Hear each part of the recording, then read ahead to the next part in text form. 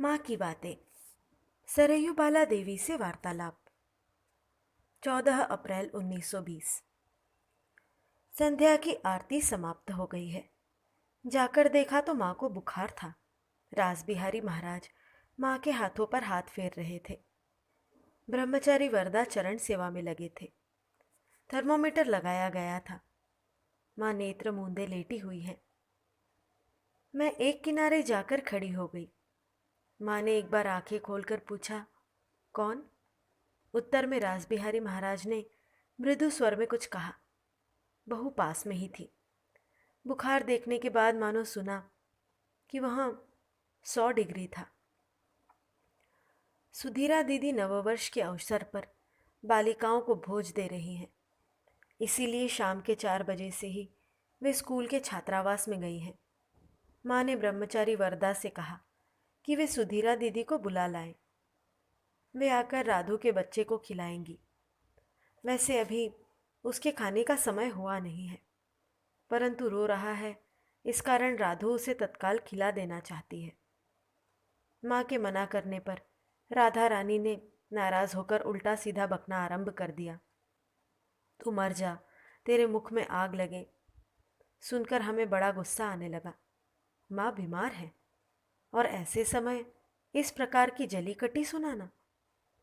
परंतु राधु और भी न जाने क्या क्या बकती हुई चिल्लाने लगी।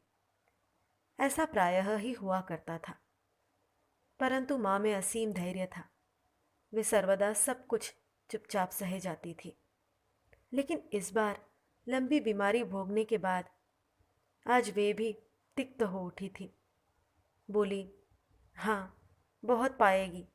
मेरे मर जाने पर तेरी न जाने क्या दशा होगी। पता नहीं कितने लाज झाड़ू तेरे भाग्य में लिखे हैं। आज इस नए वर्ष के दिन मैं सत्य कहती हूँ, तू पहले मर जा, उसके बाद मैं निश्चिंत होकर जाऊं। यह सुनने के बाद राधु ने जो सब बातें कही, उन्हें लिखने की इच्छा नहीं होती। थोड़ी देर बाद सरला दीदी आ पहुंची और बच्चे को खिलाने की व्यवस्था करने गई। हम लोगों का मन बड़ा दुखी हो उठा था। माँ आवेगपूर्वक कहने लगी, हवा करो बेटी, उसकी ज्वाला से मेरी हड्डियां जल गई हैं। थोड़ी देर हवा करने के बाद उन्होंने पांवों पर हाथ फेर देने को कहा। मैं चरण सेवा कर रही थी, तभी रासबिहारी महाराज आए और मसहरी लगाने में लग गए। आखिरकार मैंने कहा, तो फिर मैं चलती हूँ माँ। माँ ने कहा, जाओ। यही उनका अंतिम आदेश तथा अंतिम वाक्य मेरे सुनने में आया। फिर मुझे कालीघाट चले जाना पड़ा।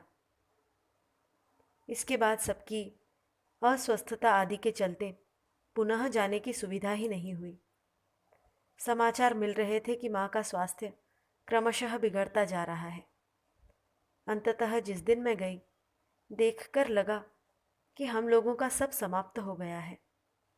तथापि आशा भी भला कहाँ छोड़ती है।